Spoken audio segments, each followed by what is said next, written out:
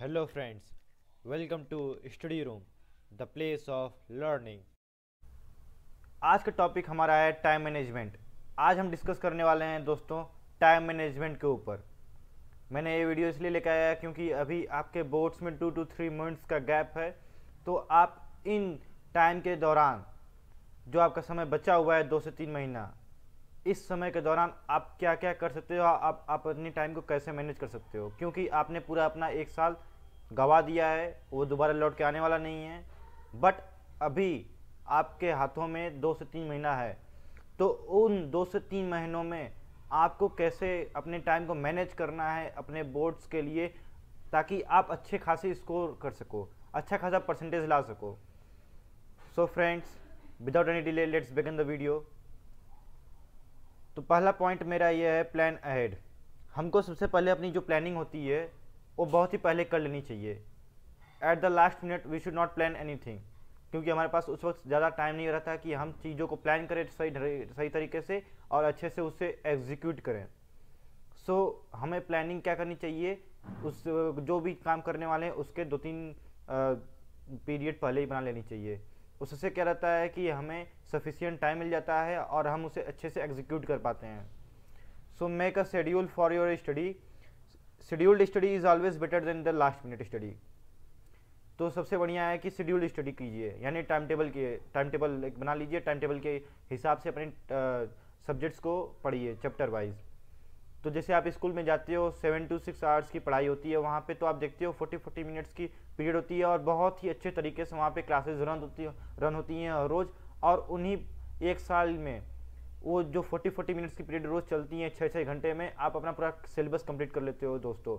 वो आप KG to class 12 देख लीजिए, KG to क्लास 12 वही 40 मिनट्स की पीरियड चलती है। और KG का सिलेबस कितना छोटा होता है, बट क्लास 11-12 का सिलेबस कितना ब्रॉड होता है, फिर भी उसी 40 मिनट्स में प्रॉपर तरीके से क्लासेस चलती हैं पूरे ईयर और पूरा सिलेबस फिनिश हो जाता है। तो ये होता है शेड्यूल्ड स्टडी का importance. You get more time to understand the fundamentals and also can study without any pressure. Pressure तो कोई रहता नहीं है कि मुझे जल्दी ख़त्म करना है, आराम से पढ़ते चले जाते हैं और सिलेबस फिनिश हो जाता है। Make a long term calendar. एक लॉन्ग टर्म कैलेंडर बनाइए, उसके अंदर क्या क्या चीज़ होनी चाहिए डिस्कस करते हैं। Read the syllabus carefully and list out all due dates, important activities, projects and unit test, यानी जो टेस्ट होते हैं आपके, exam, pre board, and stick in front of your study table और अलमीरा from where you can see it. Try to complete all your task accordingly on time. तो एक long term calendar बना लीजिए। लॉन्ग टर्म कैलेंडर में क्या रहेगा कि आप अपने टेस्ट के बारे में, प्रोजेक्ट्स के बारे में, एक्टिविटीज़ के बारे में, प्री बोर्ड्स के बारे में, एग्ज़ाम के बारे में पूरा अच्छे से एक डिटेल्ड समरी बना लीजिए। उस कैलेंडर के अंदर आपको पता रहेगा कि कब से क्या मुझे क्या करना है, इस पीरियड के बीच में क्या करना है मुझे। तो आप उसे अच्छे से एग्जीक्यूट कर पाओगे, अच्छे से कंप्लीट कर पाओगे। बी ऑर्गेनाइज्ड, हमेशा अपने आप को ऑर्गेनाइज रखिए, ठीक। Have all your required material. Organise कैसे करोगे अपने आप को, ऑर्गेनाइज करोगे, सारे मटेरियल अपने पास रख लो, books, reference books, notes, stationery, water and snacks. आप जब भी पढ़ाई करने बैठे हो तो वहाँ से बार बार टॉयलेट के लिए जाओ, स्नैक्स खाने के लिए जाओ, प्यास लगी पानी पीने के लिए जाओ, नहीं। जो भी मटेरियल आपका पूरा आप पढ़ो जब भी बैठने, तो पूरा मटेरियल अपने आसपास इकट्ठा करके बैठो, ताकि आपको बार बार डिस्टर्बेंस ना हो। आपका जो कंसंट्रेशन एक बार बैठ जाता है पढ़ाई में, तो बार बार टूटे ना वो कंसंट्रेशन, वो फोकस उसी में लगा रहे, वो टूटे ना। टूट जाता है तो फिर से जब आप दोबारा के बैठोगे तो फिर उतना टाइम लगेगा 20 to 25 मिनट्स आपको पूरा फुल कंसंट्रेशन लगाने में, कि भाई मैं पढ़ क्या रहा था, मुझे पढ़ना क्या है आगे। टेक शॉर्ट ब्रेक्स, थोड़ा शॉर्ट ब्रेक्स ले लीजिए। जैसे आप 45, जैसे आपकी कैपेसिटी, सिटिंग कैपेसिटी के अकॉर्डिंग आप अपने जो टाइम टेबल है उसको ब्रेक कर लीजिए। उसमें से छोटा ब्रेक चंक्स लीजिए, छोटे ब्रेक चंक्स, यानी कि आप जब भी पढ़ाई करने बैठते हैं तो 10 मिनट का, 5 मिनट का ब्रेक ले लीजिए। इससे क्या रहेगा, आपका दिमाग रिफ्रेश हो जाएगा। जब रिफ्रेश हो जाएगा तो आप क्या करेंगे, जब दोबारा बैठेंगे तो उसे रिवाइज करने के बाद फिर से जब आप आगे बढ़ेंगे तो आपका ब्रेन उसे जल्दी लर्न कर पाएगा। First read for an hour then go for a short break. जैसे जिसकी सेटिंग कैपेसिटी 1 आवर, 2 घंटे, 2 आवर्स, जैसे जिसकी कैपेसिटी है वो उसके बाद अपना ब्रेक ले लेगा, क्योंकि जो हमारा मेमोरी पावर रहता है, जो हमारा ब्रेन रहता है, वो उस चीज़ों को कैप्चर करना उस टाइम लिमिट के बाद बंद कर देता है। Make this break time as your me time. Me time means whatever you like the most, you can do that. You like to dance, you like to music, you like to play games, you like to have a nap, you can do all the things. Means whatever you like the most, that refreshes you, that makes you comfortable. Do whatever you like most to refresh your mind. It will give you a new power and freshness in your mind. A couple of hours each day helps you to remember more than 8 hours at once. Means थोड़ा थोड़ा जब आप रोज add up करोगे ना, ये थोड़ा थोड़ा थोड़ा थोड़ा रोज एडअप होके एक दिन बहुत बड़ा बन जाएगा। और ये सबसे बढ़िया रहेगा कि एक दिन 10 घंटे 8 घंटे बैठ के पढ़ाई कर लें। एक दिन 8 घंटे 10 घंटे पढ़ने से कुछ नहीं होगा, रोज थोड़ा थोड़ा पढ़िए और उस थोड़े थोड़े पढ़ने से आपका पूरा अच्छा सा चला जाएगा साल। नेक्स्ट स्लाइड देखते हैं। Peak concentration time. Peak concentration time vary करता है person to person, student to student. कैसे?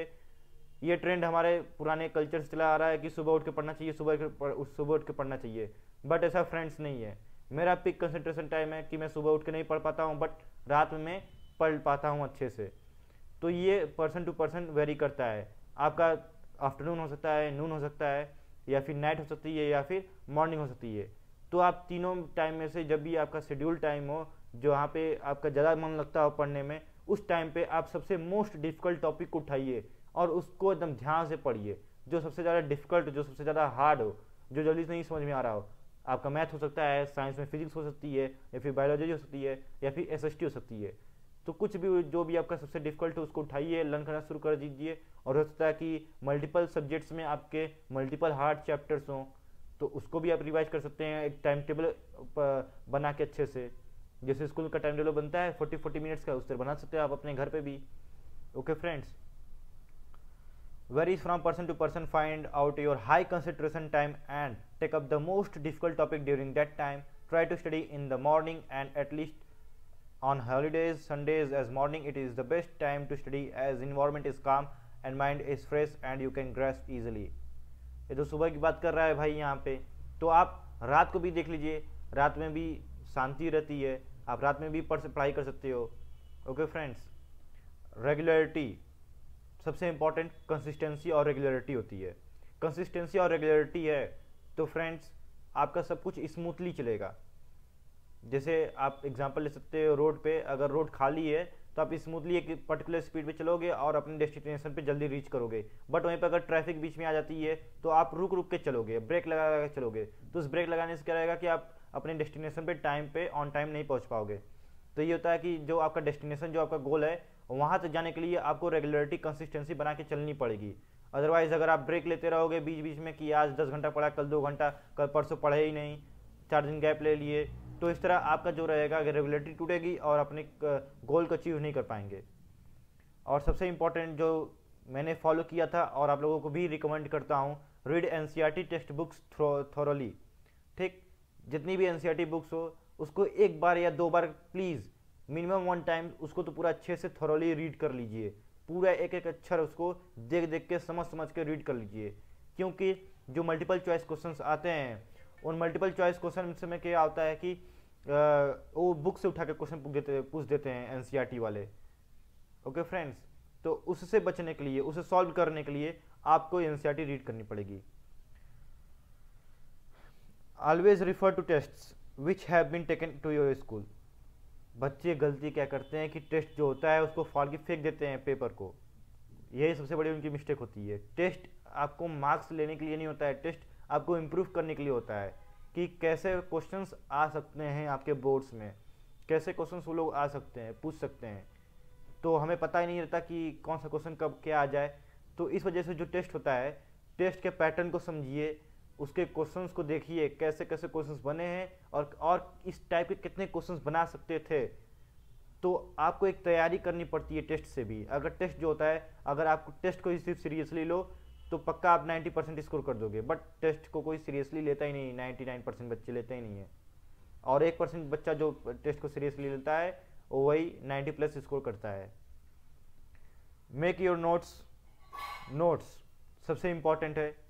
मैं आप लोगों की हेल्प करने के लिए मैं खुद अपने हैंड रिटन नोट्स को पीपीटी के थ्रू बना के यहाँ पे अपलोड करता रहता हूँ वीडियोस, छोटे छोटे पार्ट्स में उसको 10 to 15 मिनट्स 20 मिनट्स की वीडियो रहती है छोटी सी, और हर एक टॉपिक के ऊपर एक वीडियो में 2-3 टॉपिक, जो एक वीडियो में 2-3 टॉपिक रहती है, मैं उसको कवर किया रहता हूँ और उसको मैं अपलोड करता रहता हूँ। तो आप लोग मेरे वीडियोस को भी देख सकते हो, या फिर कहीं और किसी और यूट्यूबर से, अच्छे यूट्यूबर से, किसी और साइट से आप देख सकते हो, जहाँ से भी आपको देखना है, बट देखिए नोट्स को बनाइए, जो कि आपको जो चैप्टर पूरा पढ़े हैं आप उसको जल्दी से मेमोराइज करने में आपकी हेल्प करेगा। Write down the important points in your rough copy, or you have a note copy, you can write on that also, as these notes are helpful to get good marks. Always prepare notes in your own language. Yes, this is right. You are copying from another site or from another YouTuber. Don't copy, just try to अपने language में लिखने की कोशिश करो। Try to write in your own language. आप जब अपने खुद के भाषा में लिखोगे ना तो आपको जल्दी समझ में आएगा। दूसरे की भाषा को लिखने की कॉपी करने की कोशिश करोगे तो नहीं समझ में आएगा। अब बुक ही है, जिसने बुक लिखी है, बुक की भाषा तो नहीं समझ में आती है, बहुत डिफिकल्ट लगती है, बट अगर वही आप खुद से समझ के खुद की कॉपी पे लिखोगे तो आपको जल्दी समझ में आएगी। Notes are the best friends in exams.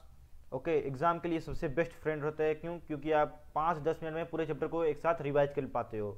Book में बहुत ढेर सारी चीज़ें रखी रहती हैं, आप उसमें कन्फ्यूज हो कि कौन सा इंपॉर्टेंट पॉइंट्स है, बट आपने एक बार उसे पढ़ते वक्त अच्छे से नोट्स बना लिया तो क्या रहेगा कि आपको फटाक से याद हो जाएगा सब कुछ, कि भाई इस पॉइंट के अंदर सब कुछ इतना ब्रॉड चीज़ें थी, ये सब चीज़ें मुझे याद हो गई हैं। ठीक। Books have tons of information which में कन्फ्यूज यू। यही बात मैं बोल रहा था कि उसमें बहुत ढेर सारी चीज़ें रहती हैं, कौन सा इंपॉर्टेंट है कौन सा इंपॉर्टेंट नहीं है, बहुत ढेर सारी मल्टीपल चीज़ें आपको इंपॉर्टेंट लगने लगेंगी उस वक्त। बट जब आप उसे एक बार ध्यान से पढ़ रहे होते हो और नोट बना रहे होते हो तो आपको पता रहता है कि भाई हाँ यही इंपॉर्टेंट पॉइंट है, इन सभी इंपॉर्टेंट पॉइंट में से ये सबसे ज़्यादा इंपॉर्टेंट पॉइंट है, इसे मुझे लिखना चाहिए। तो ये चीज़ें होती है नोट बनाने का तरीका। Revise regularly. हमें जो नोट्स बनाए हैं हमने, या फिर आप बुक को रीड करना पसंद करते हो तो बुक को रीड जो कर रहे हो उसको रोज करते रहो। मतलब रोज मीन्स व्हाट, रेगुलरली, कि आज इस हफ्ते में एक बार किया, अगले हफ्ते में एक बार, अगले हफ्ते में एक बार, या फिर 2 हफ्ते बाद इस तरह करते रहेंगे अपने रिवीजन को, तो आपका जो सिलेबस है जल्दी कवर होगा और आप भूलोगे नहीं। Revision is very important. Syllabus खत्म करना इंपॉर्टेंट नहीं है, जो आप खत्म कर रहे हो उसको रिवाइज भी कर रहे हो, ये सबसे बड़ी बात है।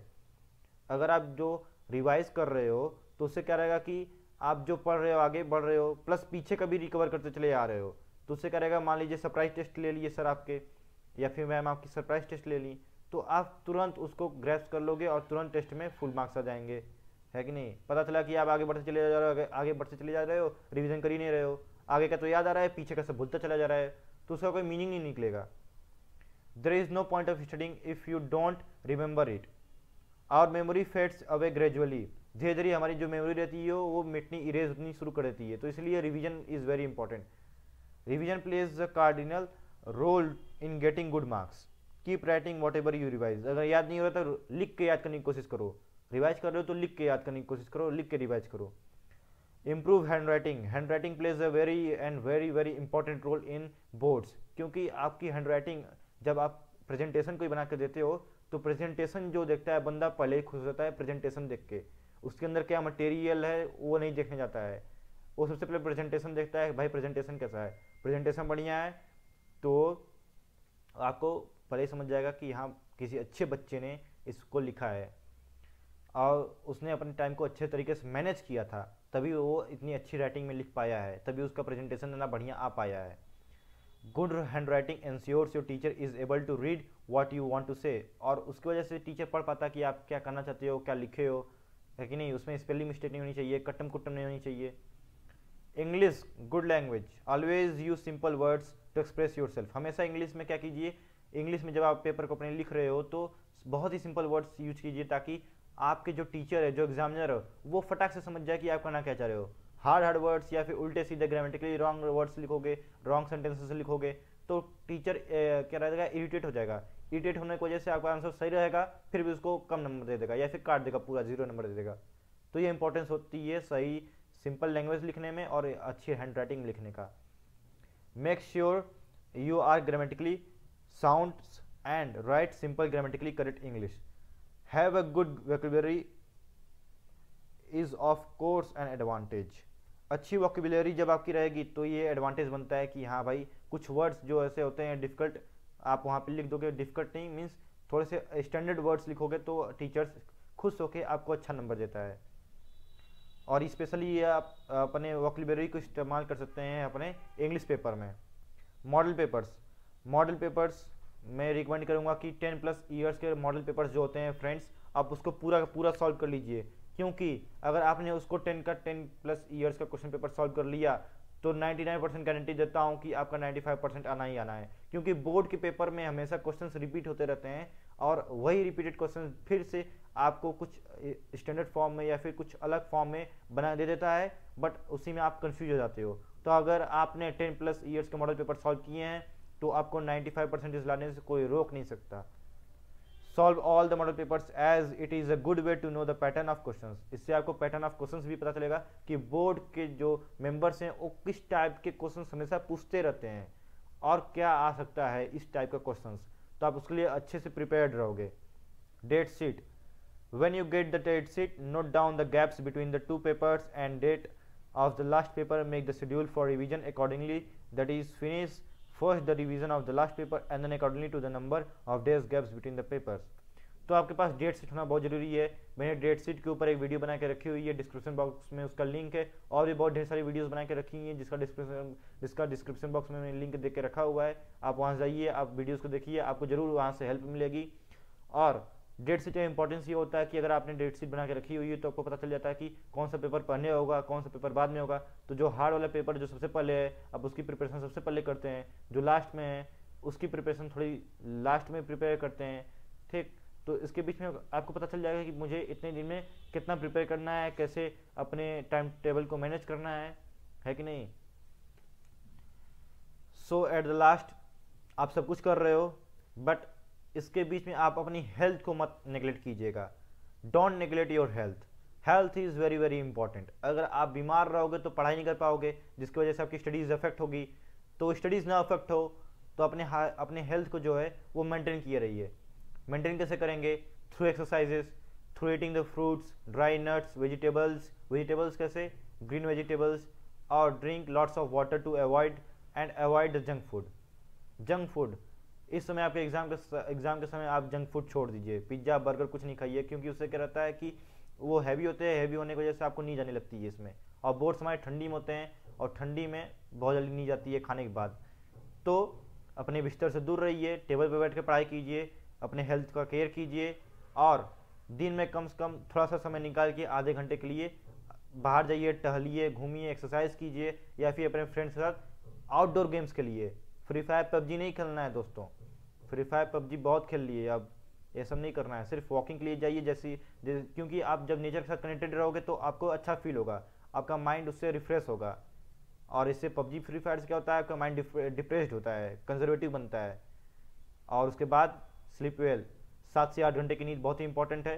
रात भर जाके पढ़िए मत, मैक्सिमम ट्राई कीजिए कि सुबह से आप उठ के और सोते वक्त रात के 8-10 बजे तक आप अपना वर्क कंप्लीट कर लो और सब कुछ रिवाइज कर लो, और 10-11 बजे तक आप सो जाओ, और 7-8 घंटे की नींद लेने के बाद फिर सुबह उठो और अपना अच्छा से परफॉर्मेंस दो। So at the last, thanks for watching. I hope that this video was helpful for you. Please like, share and subscribe my video. Okay friends, जय हिंद, जय भारत।